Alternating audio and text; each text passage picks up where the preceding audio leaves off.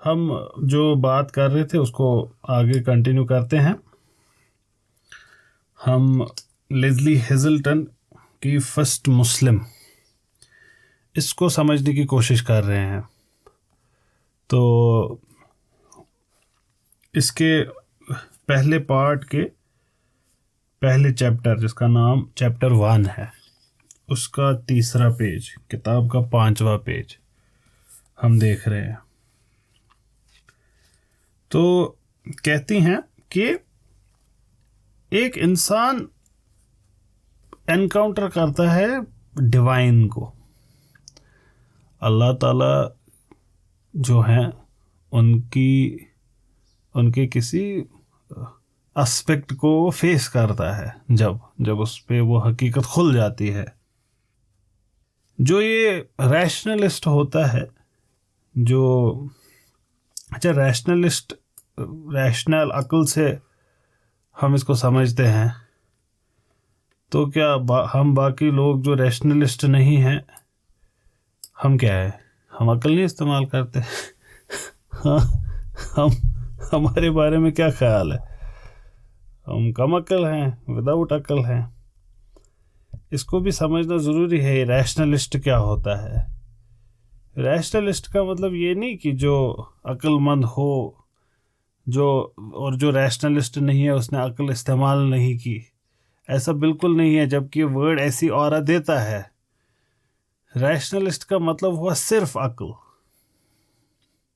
So a rationalist would not accept anything but akal. Then what does it make a rationalist less human? This is very important to understand.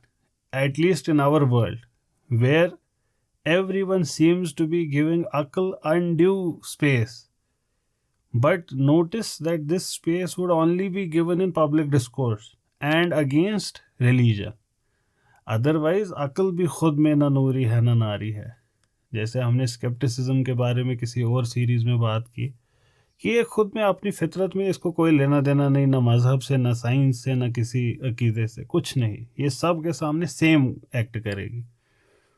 वैसे ही अक्ल भी है। अब अक्ल एक शमशीर है, और शमशीर खुद में ताकत रखती भी है, नहीं भी रखती है। एक तरीके की रखती है, एक तरीके की नहीं भी रखती है, because it depends upon the welder of the sword. किसके हाथ में है ये तलवार? अक्ल का भी ऐसा ही सिलसिला है। तो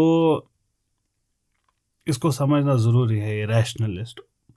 अच्छा, एक और चीज़ समझिए, फिर होते हैं पॉप कल्चर रैशनलिस्ट। जैसे पॉप कल्चर मिस्टीक्स होते हैं, ऐसे ही हो गए pop culture rationalist. Pop culture rationalist हो गए हम जैसे लोग, जो कूल ड्यूड बनने के लिए खुद को रैशनलिस्ट समझते हैं। अक्ल का दूर दूर तक कोई लेना देना नहीं होता उनकी गुफ्तगू, उनके ख्यालों के साथ। लेकिन क्योंकि हमारे एरा में जो हायरार्की ऑफ वैल्यूज़ है, उसमें अक्ल ऊपर हो गई है इंसानियत के, तो इस वजह से हमको कहना पड़ता है कि हम रैशनलिस्ट हैं, जबकि खुद में ये लेस ह्यूमन है। A complete human is not just akal. A complete human is also he judges, and the judgment is not entirely based on akal. ठीक, जैसे हमारे जो सबसे करीबी रिश्ते होते हैं ना, वहाँ पे आप अपने सबसे ह्यूमननेस पे होते हैं, और जितना करीबी रिश्ता उतना ह्यूमन पार्ट आपका सामने आएगा। जैसे आप में से जो शादीशुदा हैं, अपने हस्बैंड वाइफ के साथ अपना रिलेशन देखे, अब उसमें भी आजकल तो डाउट्स ही है, बट जिनके अच्छे रिलेशन है अल्लाह के फजल से, वो देखे अपने आसपास कि आपके शौहर या आपकी बीवी के साथ आपका जो रिलेशन है वो सबसे ज़्यादा ह्यूमन है। आप अपनी सबसे ज़्यादा हकीकत पे होते हैं। Truth comes out in front of your wife or your husband, whatever you are actually अंदर से, वो वहाँ पे जाहिर हो जाता है। आपके दोस्तों के साथ ऐसे ही 1 डिग्री की कुर्बत है, ऐसे ही एक एक करके फिर दूर रिश्ते। और ये रिश्ते जो होते हैं ना, ये रैशनैलिटी पे डिपेंडेंट नहीं होते। अगर आप इसके बारे में ध्यान दें, जैसे मोहब्बत एंटर करती है दरवाजे से, तो खिड़की से छलांग मार देती है अकल। अकल सुसाइड कर देती है उसी मोमेंट पे, as if the moment human falls in love. So the question in front of us is, what is nearer to being human? Is it being in love or is it being rational? I would argue being in love. And it's a beautiful thing to be in love. There is a vulnerability and excitement both. इश्क में vulnerability है. vulnerability क्यों होगी? खोने की, चीज़ें सही न होने की, दुख की, दर्द की, धोखे की, ये सारी वल्नरेबिलिटीज है ना इश्क में. ठीक, लेकिन ये साथ साथ वो एक गाना है, वो बड़ा मशहूर गाना है हिंदुस्तान में, मोहम्मद रफ़ी ने गाया था. तो उसमें उन्होंने कहा है कि ये माना मेरी जान मोहब्बत सज़ा है, मज़ा इसमें इतना मगर किस लिए है. Yet there is an excitement in it. Why is there this excitement? Why do we enjoy it? Because it fills us, it completes us. ये हमको मुकम्मल करता है. इसके बिना हम अधूरे हैं, कम इंसान हैं. पूरा इंसान जब हम बन जाते हैं हमें अच्छा लगता है, और ये हमको हमारे उस अधूरेपन को मुकम्मल करता है. अल्लाह ताला ने हमारी जो पार्टनर्स हैं उनको हमारा कंपेनियन बनाया. तो ये इश्क वाला जो एलिमेंट है इंसान का, ये उसको मुकम्मल इंसान बनाता है, और यही उससे सही जजमेंट्स भी कराता है. तो मुकम्मल इंसान के पास अक्ल भी होती है, वो अक्ल को रद्द नहीं करता.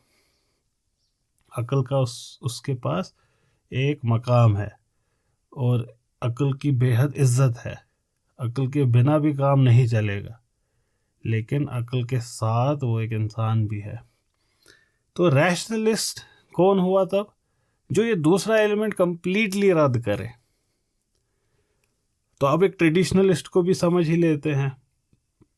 तो क्या एक ट्रेडिशनलिस्ट अक्ल को रद्द करता है? नहीं करता, कर ही नहीं सकता. कैसे करेगा? नहीं करेगा. अलबत्ता वो अक्ल को अक्ल के मकाम पे रखता है. अल्लाह ताला ने अक्ल को हमारे मतलब वाबस्तगी अक्ल मेटाफिजिकल है. लोग अक्ल और ब्रेन को एक समझते हैं. नहीं, ये एक नहीं है. ब्रेन एक फिजिकल ऑर्गन है. अगर किसी का स्कल खोला जाए ब्रेन दिखेगा, अक्ल नहीं दिखेगी. अक्ल मेटाफिजिकल है. अंग्रेजी में इसके लिए वर्ड्स होंगे माइंड एंड ब्रेन. ठीक, ब्रेन इज फिजिकल. अब इनकी लेकिन वाबस्तगी है. अब देखिए, स्केप्टिसिज्म और रैशनलिज्म की तलवार सिर्फ और सिर्फ मजहब पे कैसे उठती है. यही मामला है दिल का और दिल का. मैंने दो दिल इस्तेमाल किए. एक वो दिल जो आपके अंदर धड़क रहा है, एक साइनो ऑरिक्यूलर नोड से एक वेव निकलती है, वो ऑरिक्यूलर वेंट्रिकुलर नोड तक पहुंचती है, पुरकिंजी फाइबर्स तक पहुंचती है बंडल ऑफ हिस से, और आपका दिल धड़कता है. ठीक, दिल. और इसी का मेटाफिजिकल एलिमेंट है दिल. कौन सा दिल? जो किसी का काला हो गया होता है, किसी का रोशन होता है, किसी का छोटा होता है, किसी का बड़ा होता है. तो सवाल पूछने आते हैं, सुल्का दिल तो खून पंप करता है, इसका क्या लेना देना इंसान की कैफियत से? वही लेना देना है जो तुम्हारे माइंड का लेना देना है, तुम्हारे ब्रेन के साथ. अब ये माइंड वाला मामला ज़्यादा क्लियर है. क्यों? क्योंकि जिसका ब्रेन थोड़ा सा डैमेज हो जाता है, उसकी मेंटल कैपेबिलिटीज़ भी फॉल होती हैं. दिल का ऐसा हाल नहीं रखा अल्लाह ताला ने. दिल का हाल ऐसा रखा, जब दिल धड़कना बंद कर देता है तो दूसरा दिल भी काम ही करना बंद कर देता है कम्प्लीटली. तो इसलिए हमको उसमें रिलेशन ईजीली नहीं दिखती, क्योंकि दिल तो हमेशा काम करेगा ही. जिस दिन काम करना बंद कर देगा उस दिन टोटली ही बंद हो जाएगा. तो हमको कभी पता नहीं चलता इनकी रिलेशन है क्या. तो ट्रेडिशनलिस्ट अक्ल को नहीं कर सकता रिजेक्ट. अल्लाह ताला ने अक्ल की वाबस्तगी ब्रेन के साथ रखी है, और ब्रेन को अल्लाह ताला ने दर्जा दिया ये सबसे ऊपर है, सबसे ऊपर physically. But the core of human is his heart. इसीलिए कहते हैं, have you reached the heart of the problem? किसी चीज के अंदर दाखिल हो जाना, is to reach its heart. We have now understood the heart of the problem, we will be able to solve it now. ये फ्रेजेस हम इस्तेमाल करते हैं ना, the heart of the matter is, that means लुब्बे लुबाब बात का, किसी भी चीज का हार्ट. तो हार्ट आपका जैसा होगा आप वैसे होंगे, और वैसा ही आपका हार्ट की खिदमत में अक्ल होती है. इसको ऐसे समझ लीजिए, एक बादशाह है, थ्रोन पे बैठा हुआ है, ये आपका दिल है, और सामने एक नाइट है और अपनी विद हिज नी बेंट आपके सामने सर झुकाया हुआ, हाथ में बड़ी तलवार है, दुनिया का सबसे मजबूत नाइट है, आपकी खिदमत में मैं हाजिर हूँ. तो दिल जो इसको हुक्म देगा इस नाइट को, ये ऐसे उठेगा और ऐसे काम करेगा. अब आप बोलेंगे इस दिल की प्रोटेक्शन के लिए तब नाइट है, वैसे ही इस दिल की प्रोटेक्शन के लिए अक्ल है. मजहब की प्रोटेक्शन के लिए लॉजिक और रीज़न है. जब लॉजिक और रीज़न गया, फोर्टिफिकेशन ऑफ फेथ गई. अब फेथ बाहर in front of other knights present होगा और डिस्ट्रॉय हो जाएगा. So your knight also has to be strong because it fights your wars, the heart doesn't fight its wars. तो ये समझना हमारे लिए ज़रूरी है कि ट्रेडिशनलिस्ट अक्ल के ख़िलाफ़ नहीं हो सकता. तो शायद अक्ल को इसी वजह से सिपर कहा गया है. तो इस चीज़ को समझना ज़रूरी था हमारे लिए. क्यों था? क्योंकि जब इंसान खुदाबंदी के किसी पहलू से रूबरू होता है, अक्ल कहती है कि ख्याल है, कोई विशफुल फिक्शन है, पुरानी गल्ला बाबे बोल रहे हैं. अक्ल ऐसे कहती है, अक्ल का काम ही है ऐसे कहना. लेकिन कब? जब सिर्फ अक्ल हो तो रैशनलिस्ट ये कहेगा. इसी बात को लेस्ली हेजल्टन कहती हैं इन वर्ड्स में, a human encounters the divine, to a rationalist a matter not of fact but of wishful fiction. तो अगर हुजूर सल्लल्लाहु अलैहि वसल्लम ने वैसे ही बिहेव किया होता जैसे हम एक्सपेक्ट करते हैं उस शख्स से जो कभी डिवाइन को एनकाउंटर करता है, तो हम भी शायद इस कहानी को एक कहानी समझते. बस हम कहते कि ये कोई पुरानी गल्ला ये बनाई इन्होंने, it was concocted based on piety, based on faith, based on खौफ, based on reverence. पुरानी बात है, किसने देखा. लेकिन हुजूर का बिहेवियर वैसा नहीं है जैसा हम एक्सपेक्ट कर रहे हैं. ऐसे मौके के बाद ये गारे हिरा से उड़ के नहीं आ रहे हैं कि अचानक से ये शख्स उड़ने लगा, कि हम इस वक्त बोले कि इंसान थोड़ी उड़ते हैं तो हम डाउट करें. He is not walking on water और एयर. ना ही वो वहाँ से भाग के आ रहे हैं और चिल्ला रहे हैं लोगों के बीच, हालेलुया, अल्लाहु अकबर, अल्लाहु अकबर, ब्लेस द लॉर्ड, अल्हम्दुलिल्लाह. ऐसा कुछ नहीं है वहाँ पे. ना ही कोई वो वैसे रोशन हो रहे हैं जैसे ज़ाहिरी रोशनी ना, चमकना. या आपने देखा होगा एक यूजुअली पेंटिंग्स में ऐसा होता है, अगर आप वाकिफ़ है मिडीवल और एंशिएंट पेंटिंग्स पे, तो जो कोई रिलीजियस फिगर होती है ना, there is a halo around their head. तो वो रोशनी दिखाई जाती है उनके, जहाँ पे उनकी तस्वीर होगी पिक्चर में, पोर्ट्रेट में, तो पीछे कुछ चमक रहा होता है. तो यहाँ पे कोई ज़ाहिरी रोशनी भी नहीं है. ऐसा नहीं है ऑल ऑफ ए सडन अगर कोई देखे तो वो बोलेगी तो चमक रहे हैं. कोई ये भी नहीं है, कोई एक्सटेसी भी नहीं है उस सेंस की कि इंसान बड़ा खुश है और अपनी खुशी को जाहिर कर रहा है हर जगह. कोई कतारें नहीं है फरिश्तों की जिनको सब देख रहे हैं वेलकम करते हुए हुजूर का. यहाँ कोई म्यूज़िक भी नहीं बज रहा है जन्नतों में, ज़मीन में, जिसको कोई देख सके कि ये देखिए फरिश्तों की कतारें सजी हैं, हुजूर बीच में से आ रहे हैं. ऐसा कुछ नहीं दिख रहा हमको. कोई इलेशन नहीं, कोई एक्सटेसी नहीं, कोई गोल्डन ऑरा नहीं. ये सब अगर होता लेस्ली हेजल्टन कहती है, तो हम भी कहते कि कहानी है। अरबू ने इस बारी बयान कर दी, पर कोई डिफरेंट नहीं है। इनकाज ने भी ऐसे ही किए, मायंस ने भी ऐसे ही की, इजिप्शियंस ने भी ऐसे ही की, हिंदुस्तान में भी ऐसे ही हुई, चाइना में भी ऐसे ही हुई, हर जगह ऐसे ही हुई, अरबों के यहाँ भी ऐसा ही हुआ। लेस्ली हेजल्टन कहते हैं लेकिन यहाँ कुछ ऐसा है ही नहीं, यहाँ अंदाज ही अलग है, कोई सेंस ही नहीं है अबाउट एब्सोल्यूट समथिंग के the profit would have at that very moment known everything, कि अब क्या क्या होना है, क्या किया जाएगा, इसका अंजाम क्या होगा, इसका आगाज कैसा है, ये सारी हकीकत बयान हो जाती है ऐसे शख्स के सामने, ऐसे मौके पर। ऐसा हमने किस्सों में देखा है। फेबल्स में क्या होता है, the person is right there and is completely aware of everything, but the prophet shows none of these signs सल्लल्लाहु अलैहि वसल्लम। Not even the whole of the Quran is fully revealed, कि वो वहां से आते और कहते ये देखो मेरे पास क्या है, ऐसा भी नहीं है।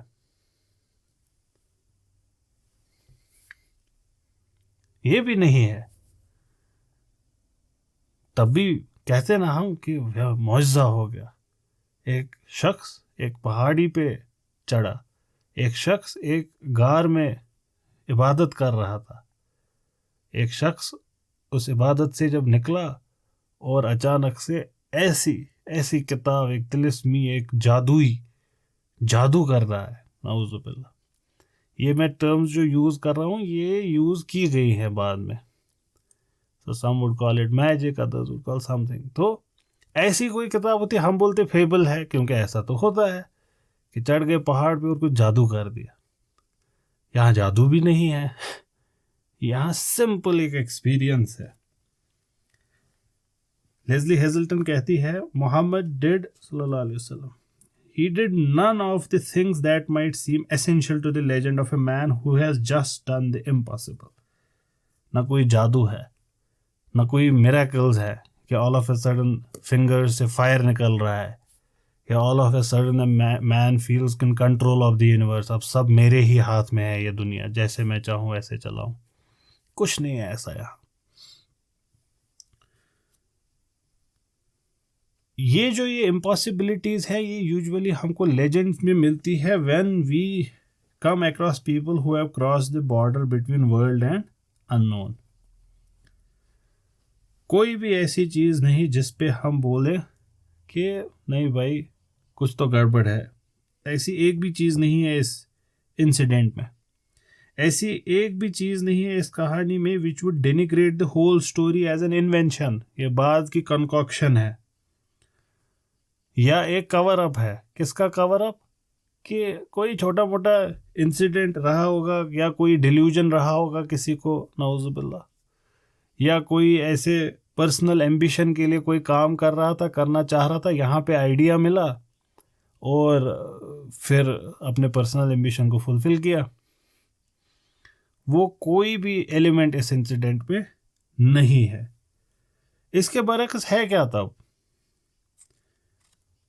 ये शख्स जो है, हेजल्टन कहती है, ये तो कन्विंस्ड है कि इसने जो एनकाउंटर किया वो हकीकी नहीं हो सकता, ये नहीं हो सकता जो हुआ।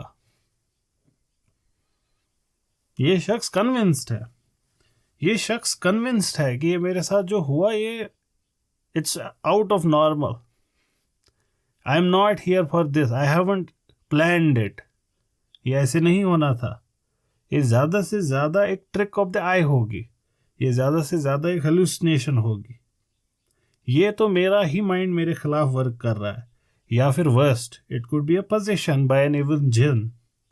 बाद में हज़रत खदीजा ने कहा ना कि नहीं ऐसा आपके साथ खुदा नहीं करेंगे, आप एक नेक इंसान है। वहाँ पे भी बड़ी खूबसूरत बात कही है हज़रत खदीजा ने, वहाँ से हमें हज़रत खदीजा का कैरेक्टर भी पता चलता है हुजूर की नबूवत से पहले। और ये बहुत इम्पोर्टेंट है हमें समझना कि लोग अच्छे हो सकते हैं क्योंकि नबूवत अभी नहीं आई है, ये नबूवत से पहले पहचान रही हैं हज़रत खदीजा, नबूवत से पहले का ये है कि अब मैं ईमान लाई हूँ, लेकिन मैं उससे पहले ही जानती हूँ आपकी अज़मत को। क्यों? क्योंकि मैं खुद एक साउंड हार्ट रखती हूँ। तो जिनके पास साउंड हार्ट होता है ना, वो किसी भी मैसेज को वैसे ही पहचानते हैं जैसे एक बच्चा अपनी माँ को पहचानता है, वैसे ही they are able to recognize it the way they recognize their mothers. At best, it could have been a hallucination, or the worst, seized by an evil jinn. अच्छा, ये भी बड़ा ज़रूरी है जिन को समझना। आपको जिन तो हम सब जानते ही हैं जिन क्या होता है, लेकिन मैं ज़्यादा मजनून समझाना चाहता हूँ आपको। जुनून भी आपने सुना होगा। लोग इश्क नहीं समझते, इश्क में इंसान मजनून बन जाता है। मजनून, मजनून क्यों बोलेंगे उसको? मजनून कहते किसको है? मजनून की लिटरल माने है दैट विच इज पजेस्ड। इश्क में इंसान को अपनी माशूक पजेस करती है।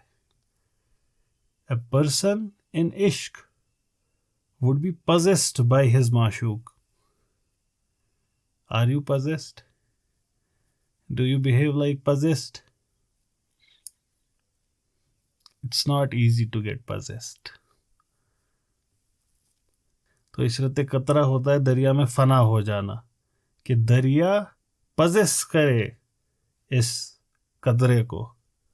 आई वॉन्ट द दरिया टू पजेस मी, ये इश्क होता है। तो जिन से आया मजनून। तो in fact he was so sure that he can only be a Majnun that when he found himself still alive, the first instinct was to finish the job himself, to leap off the highest cliff, to escape the terror of which he had experienced by putting an end to all experience. कि ये जो incident हुआ उनके साथ, ये इतना खौफ पैदा किया कि he wanted to end this experience by ending all experience. इसके बारे में करेंगे कुछ मिनट बाद बात कि ये किस बारे में बात हो रही है। तो ये हाल है इस शख्स का। यहाँ पे कोई हालेलुया नहीं हो रहा। तो ये शख्स he flees down Mount Hira, खुशी से नहीं, but trembling with a primordial fear, खौफज़दा। ये ओवरवेल्म्ड है, लेकिन कन्विक्शन से नहीं, डाउट से। He was sure of only one thing, एक ही चीज के बारे में श्योरिटी है यहाँ पे, कि ये जो हुआ it was not meant to happen to him. मैंने ऐसा क्या किया कि मेरे साथ ऐसा हो? I didn't do it. मैं तो एक अच्छा इंसान हूँ, नेक काम करता हूँ, लोगों की मदद करता हूँ, इबादत करने के लिए यहाँ शहर की चकाचौंध से दूर हो जाता हूँ। ये मेरे साथ क्यों हुआ? एक मिडिल एज्ड मैन जो एक सिंपल मोमेंट ऑफ ग्रेस चाहता था in this openness of air, and what does he get in return? Vast blinding weight of revolution.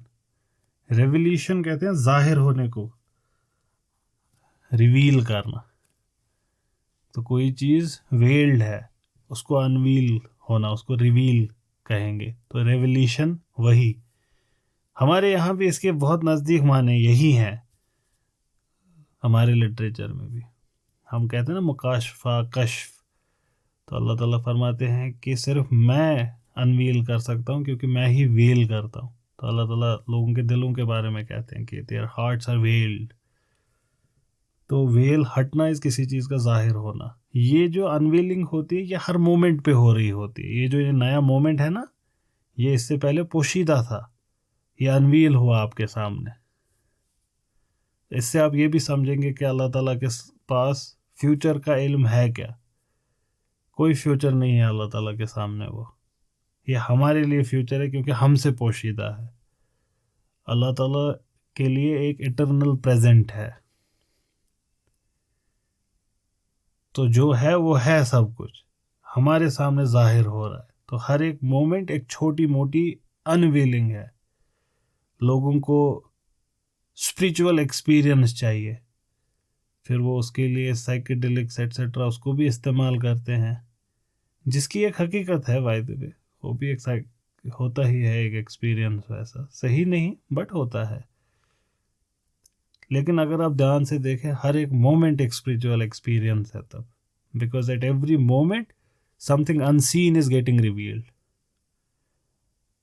Every moment is something unseen. तो ह्यूमन का जो एंटायर एक्सपीरियंस ही है ये spiritual है, entire experience. Even the materialist experience is also in a way spiritual, but he knows not, he understands not. Summun bukmun umyun, deaf, dumb and blind, and there is no hope for him to return to path then, once he ceases to see. तो यहाँ पे चाहत क्या थी कि कुछ पल राहत के, लेकिन मिला क्या? पहाड़ टूट गया। The weight of revelation. Weight of revelation both metaphysically and physically. Metaphysical तो आप सब समझ रहे होंगे, मेरे कंधे पे तितलियों के पंखों पे रख दिए गए पत्थर, रेशमी लिबासों को चीरते हैं खंजर। तो ये तो हम समझते हैं ये मेटाफोरिकल हुआ, लेकिन आप समझ सकते हैं इसकी नवियत, इसकी हैवीनेस। आपने तितली का पंख, मुझे नहीं लगता आप लोगों ने महसूस किया हो कभी। अगर आप तितली के पंख को छुएंगे ना, इट गेट्स डिस्ट्रॉयड। इतना नाजुक होता है, यू वुडंट बिलीव ये कितना नाजुक होता है। Just trust me on this, if you just touch it, it breaks. Simple ना, अगर आप उसको कैरेस भी करें, you can not even move your hand over it. If you move your finger over it, some of it would be on your fingers. इतना हो, और उस पे पत्थर रख दे तितली के पंख पे। रेशम का लिबास भी ऐसे ही होता है, इंसान पे वही ऐसी ही होती है, इंसान पे वही ऐसी ही होती है। तो बोथ मेटाफिजिकल एंड फिजिकल। अब इस फिजिकल वेट के बारे में भी, फिजिकल वेट का मतलब सिंपल ज़ाहिरी वेट होना किसी के ऊपर, आपके कंधे पे एक बोरी रख देना, वजन रख देना, यही है जो उस वक्त होता है, क्योंकि हुजूर ने हमारे सामने ये बयान किया है और लोगों ने देखा है। एक बार अपनी ऊँटनी पे सवार थे हुजूर सल्लल्लाहु अलैहि वसल्लम, तो वही नाजिल हुई। The camel crumbled by the very physical weight of it. अभी यहाँ मेटाफिजिकल वेट की बात नहीं हो रही, मेटाफोरिकल की बात नहीं कर रहा मैं, कि ये इतना बड़ा कि अल्लाह ताला ने कहा कि अगर ये पहाड़ों पे नाजिल होता, रुई की तरह ये उड़ने लगते, टूट जाते, ख़त्म हो जाते।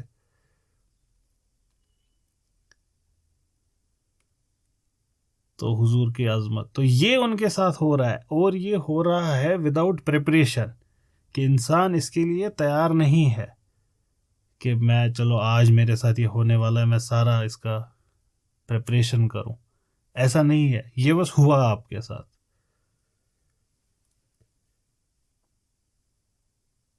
So, instead of that one moment of grace, the person receives this blinding weight of revelation. एक पल, हर एक, ये जो एक पल की चाहत होती है ना इंसान को, ये भी इटरनल है। पहले दिन से इंसान का वो एक पल की चाहत रही है उसके अंदर। गानों में, पोइट्री में इसका हर जगह आया है। कितने ही पोइट्री मैं आपके सामने बयान कर सकता हूँ जिसमें एक पल, बस एक पल की ख्वाहिश, सुकून की तलब इंसान के अंदर जन्नत की जो तलब है, ये प्राइमोडियल है। इंसान को बनाया ही अल्लाह ताला ने कि वो जन्नत को हासिल करने के लिए जद्दोजहद करे। काफ़ी सारे लोग परेशान रहते हैं कि अल्लाह ताला ने हमारे अंदर ये सारी चीज़ें रख दी। अल्लाह ताला ने हमको बेस्ट सूटेड फॉर जन्नत बनाया। हमारे अंदर जन्नत को हासिल करने की तलब जो है, उससे ज़्यादा इंस्टिंक्चुअल हम किसी और चीज़ के लिए नहीं है। हम आराम चाहते हैं, आराम जन्नत में होगा। हम कोई पछतावा नहीं चाहते, जन्नत में पछतावे नहीं होंगे। हम कोई अंदेशे नहीं चाहते, जन्नत में कोई अंदेशा नहीं होगा। ये सारी चीज़ें जो हमारे अंदर है ना, चाहत, उसको अगर सम टोटल करें, उसको जन्नत कहते हैं। तो एक पल जन्नत का, एक पल, लेकिन बदले में क्या मिल रहा है? बदले में पहाड़ टूट रहा है. The shoulders are weighing heavy, there is this blinding weight of revelation. तो ऐसे शख्स को if he does not fear for life, there would still be fear for sanity. क्योंकि ऐसा शख्स अवेयर होगा कि मैंने किया क्या है अब तक, कि मैं रातों भर जागा हूं, मैं कम गज़ा खाया हूं, तो मिनिमम मोस्ट अगर मेरे साथ कुछ हुआ होगा इतने रातों में शब बेदारी करके जाग कर, I must have done something with myself. So of course a person would think like that. So if a person no longer fears for his life, he would certainly fear for his sanity. He would be painfully aware that too many nights have passed in solitary meditation. And there is no reason to think that he has not been driven over the edge. ये जो पूरे हालात हमने बयान किए पिछले 15-20 minute में, इसको अगर हम इसके लिए अगर हम एक फ्रेज़ यूज़ करें, ये मैं वेस्ट से ये फ्रेज़ लूँगा, मिस्टीरियम ट्रिमेंडम फैसिनांस. क्या बोला मैंने? मिस्टीरियम ट्रिमेंडम फैसिनांस. ये बहुत मशहूर फ्रेज़ है वेस्ट की. रुडोल्फ ऑटो की एक किताब है द आइडिया ऑफ होली. अगर हमें मौका मिला इंशाल्लाह किसी दिन इसको भी समझेंगे इस किताब को. लफ्जी माने mystery, mysterium, tremendum which is terrifying, fascinans but fascinating, awe inspiring. So mysterium tremendum would mean a mystery, एक आई डोंट नो व्हाट, जो खौफजदा कर दे इंसान को, टेरिफाइंग, लेकिन at the same time inspiring. ये एक रिएक्शन आपके अंदर पैदा करेगा खौफ का, ड्रेड, लेकिन साथ में फैसिनेशन भी पैदा करेगा कि you are in the presence of divine. ये आपके सामने पेश कर देगा मेजेस्टी को, लेकिन साथ में ही एब्सोल्यूट अनअप्रोचेबिलिटी, अजमत को भी सामने रख देगा, और लेकिन अजमत इतना अजीम कि आपको पता होगा कि इसको कभी सरपास नहीं किया जा सकता. So there is mystery and there is trembling. It is terrifying. It's like when you see ocean for the first time, the vastness of it is such कि humans, you feel that awe, and at the same time उसकी majesty के सामने क्या करते हैं आप खौफजदा भी होते हैं कि it's something I cannot surpass. When you see a tiger, a lion in its full majesty, रूबरू, तो आप उसकी मेजेस्टी को भी देखते हैं और आप टेरिफाई भी होते हैं. It cannot be surpass. ये तो उसके छोटे छोटे एलिमेंट्स हैं. अब जब डिवाइन ही प्रेजेंट हो जाए आपके सामने, उसकी एक झलक ही किसी तरीके से सामने आ जाए, मिस्टीरियम ट्रिमेंडम फैसिनांस. फैसिनेशन, ये जो फैसिनांस वर्ड रुडोल्फ ऑटो ने यूज किया इसके लिए, it would represent a compelling attraction. Compelling attraction, एक अट्रैक्शन अपने ही बस में नहीं मैं, ये वैसी अट्रैक्शन है. अब फैसिनेटिंग, ये फैसिनेट करती है, ये आपको कैप्चर करती है कि इसमें दर्द भी है, पता है कि it's hurting me, but it has captured me at the same time. It is fascinating. It's awe-inspiring. It draws you to the mystery, despite it being terrifying. So this sums up that feeling. Rudolf Otto के खुद के words में सुने जरा इसको. फरमाते हैं, The feeling of it may at times come sweeping like a gentle tide pervading the mind with a tranquil mood of deepest worship. It may pass over into a more set and lasting attitude of the soul, continuing as it were thrillingly vibrant and resonant, until at last it dies away, and the soul resumes its profane, non-religious mode of everyday experience. It has its crude, barbaric antecedents and early manifestations, and again it may be developed into something beautiful, pure and glorious. It may become the hushed, trembling and speechless humility of the creature in the presence of, I don't know what, whom or what, in the presence of that which is a mystery, which is inexpressible. It is above everything a human has known. ये जो Rudolf auto ने कहा, यही बयान हो रहा है और यही हुजूर के सामने हुआ. ये उनके एक्सपीरियंस को फर्दर ऑथेंटिकेट करता है कि ये जो एक्सपीरियंस था ये हकीकी था, ये हकीकी एक्सपीरियंस था. अब इसको एवोल्यूशनरी साइकोलॉजी वो अपने तरीके से इसको एक्सप्लेन करने की कोशिश करेगी, लेकिन इस एक्सपीरियंस की सिंसियरिटी को रिजेक्ट नहीं किया जा सकता. इस वजह से सेक्युलर स्कॉलर्स भी हुजूर के इस इंसिडेंट की ऑथेंटिसिटी को तस्लीम किए हैं. जैसे लेस्ली हेजल्टन को अभी हम पढ़ेंगे तो वो भी इसको एक्सेप्ट करती हैं. ऐसे ही सबसे बड़े स्कॉलर जो वेस्ट में गुजरे हैं हुजूर के, उनका नाम है मॉन्टगोमरी वॉट. बहुत बड़ी हस्ती, और उनकी जो बायोग्राफी है हुजूर की वो अथॉरिटेटिव मानी जाती है वेस्ट में. हमारे यहाँ भी उसकी इज्जत है. Muhammad at Mecca and Muhammad at Medina, ये 2 अलग अलग किताबें हैं. दोनों को मिला के एक एवरेज वर्जन भी आता है, मोहम्मद प्रॉफिट एंड स्टेट्समैन शायद उसका नाम है. तो प्रॉफिट मक्का, स्टेट्समैन मदीना. तो वो भी उसमें यही कहते हैं कि सिंसियरिटी पे किसी ने डाउट नहीं किया. एक और हस्ती है, मुझे उनका नाम इस वक्त याद नहीं आ रहा, एक मार्क्सिस्ट हिस्टोरियन है, उनने भी बायोग्राफी लिखी है, शायद उसका नाम है मिलेनियम बायोग्राफी ऑफ प्रॉफिट. पता नहीं, आई माइट बी मिस्टेकन, याद आएगा तो मैं बयान कर दूंगा आपके सामने. तो उन्होंने भी ये कंक्लूजन बताया, and by and large it is an accepted conclusion. तो that's a secular way of looking at it कि व्हाट इज़ हैपनिंग. तो ये जो रिलीजियस एक्सपीरियंस है ना, जिसको हमारा ये मॉडर्न इंसान रिजेक्ट करता है, ये ऐसा नहीं है. साइंसी तौर पे ये रिजेक्ट नहीं होता है. साइंस इसको रिजेक्ट नहीं करता है कि ऐसा होता ही नहीं है, these people are lying. No, they just explain it in material terms कि ये जो हो रहा है इसको अंडरस्टैंड किया जा सकता है लैब में. इसको हम रखेंगे टेबल पे और डाइसेक्ट करके समझेंगे कि ये क्या हो रहा है. तो ऐसे ही स्कॉलर्स ने फिर इसके बारे में लिखा. रुडोल्फ ऑटो की ये किताब हमने बयान की, विलियम जेम्स भी शायद इसके बारे में लिखते हैं.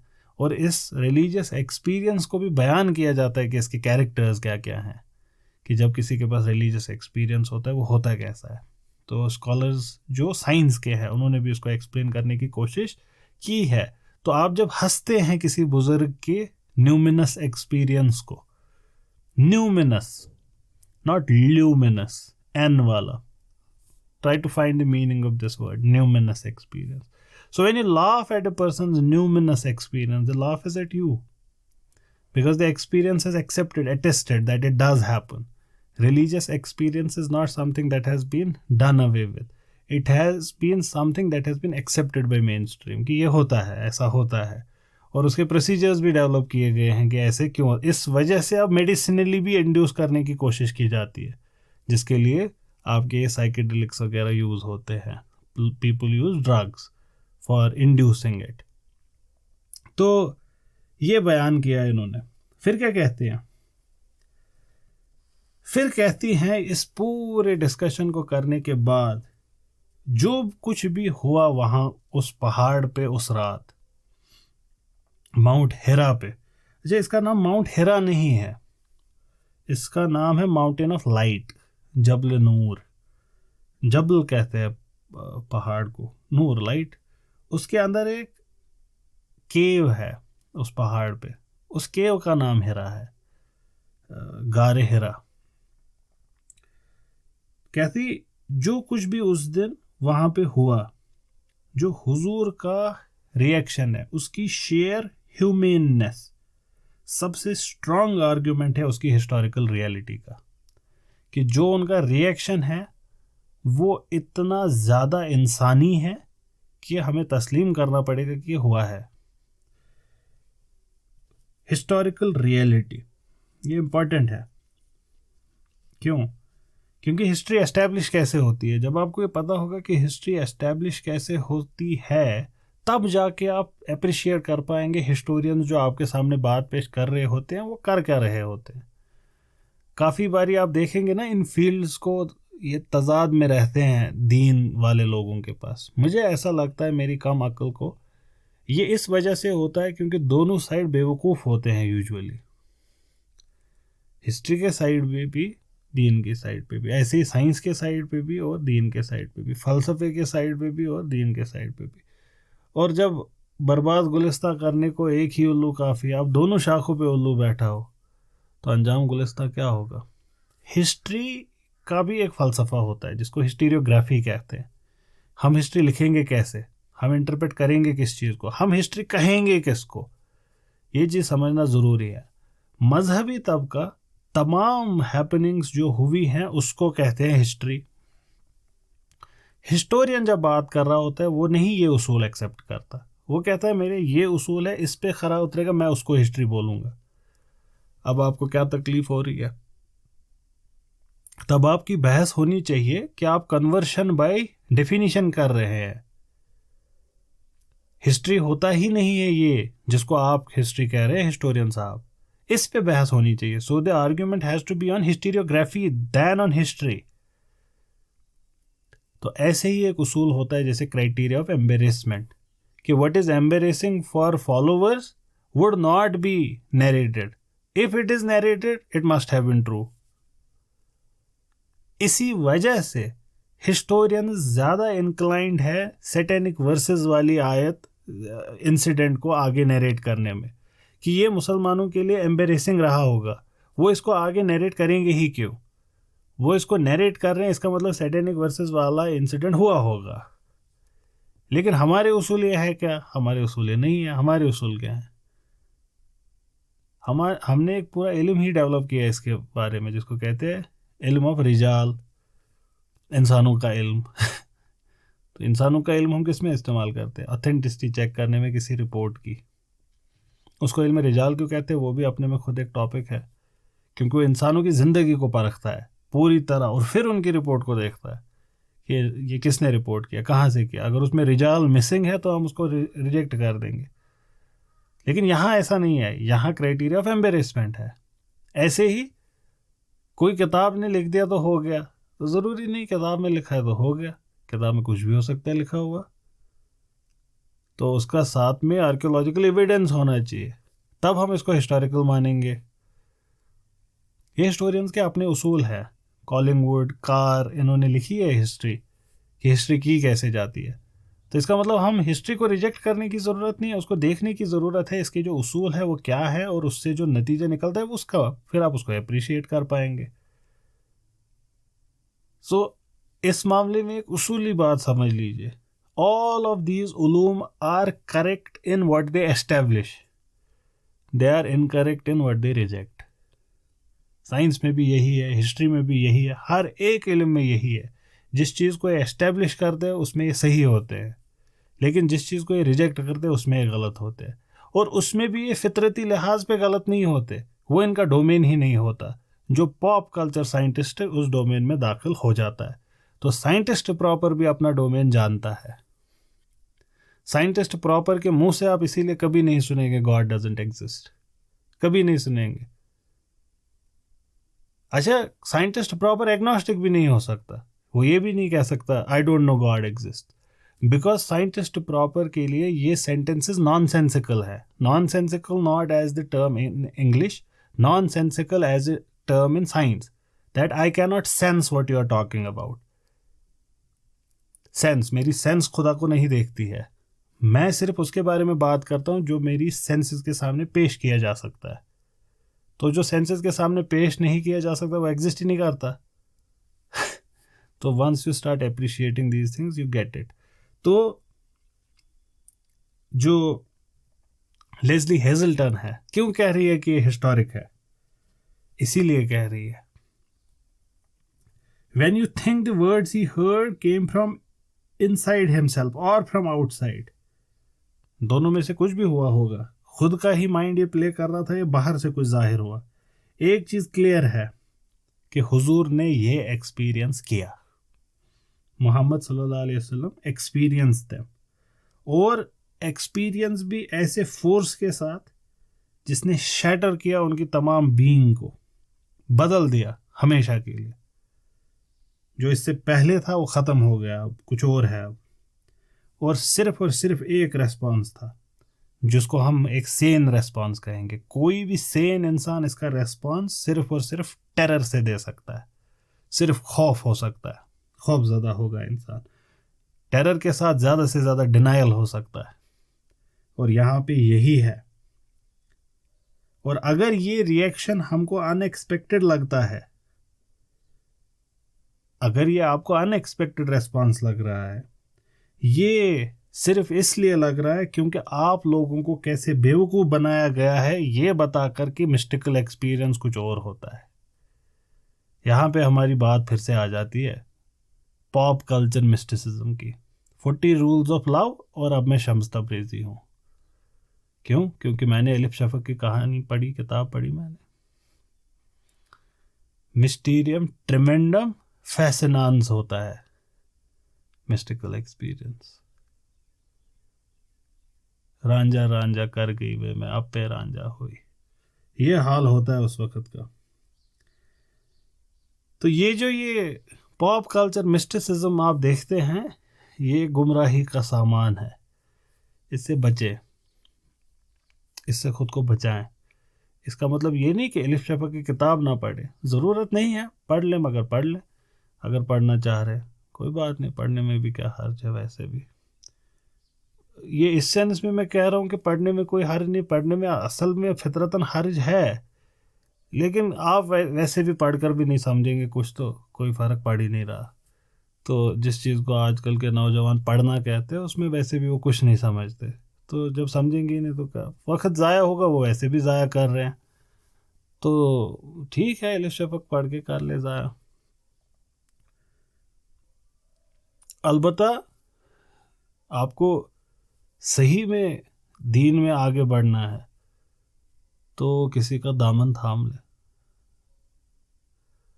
और वो कहते हैं अल्लामा इकबाल, किसी के हाथ ने हमको सहारा दे दिया वरना। अल्लामा इकबाल कह रहे हैं, अल्लामा इकबाल, ये शाकिर सुल्काक नहीं है, ये अल्लामा इकबाल कह रहे हैं कि किसी के हाथ ने हमको सहारा दे दिया वरना कहाँ हम और कहाँ ये रास्ते पेचीदा पेचीदा।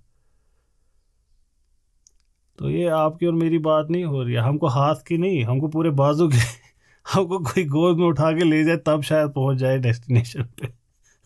हाथ का सहारा हमें क्या दिखाएगा? हमको तो पूरा बांध के घसीट के ले जाना है। अल्लामा इकबाल कह रहे हैं, हस्ती को देखिए अल्लामा इकबाल, तो फिर अपनी हस्ती को भी देख लें। तो ये फिर से क्रिटिसिज्म मिस्टिकल एक्सपीरियंस की नहीं है, ये क्रिटिसिज्म किताब पढ़ने की नहीं है, ये क्रिटिसिज्म है उस कल्चर की, उस एटीट्यूड की जिसमें आप ये काम कर रहे होते हैं विदाउट एनी रेवरेंस। तो उसको छोड़ दे, गुमराही का सामान है वो जो आपने अपने कंधे खुद लिया है। फिर कहती है हेजल्टन कि इन प्री कंसीव्ड नोशंस को साइड छोड़े।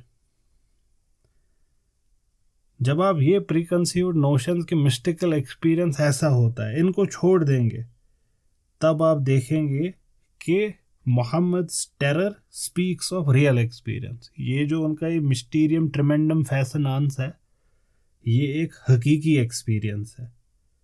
It's not a lie that has been told. We would stop here, we would continue next time इंशाल्लाह when we would discuss what I left. मैंने आपको बोला कि इसके बारे में बाद में डिस्कस करेंगे।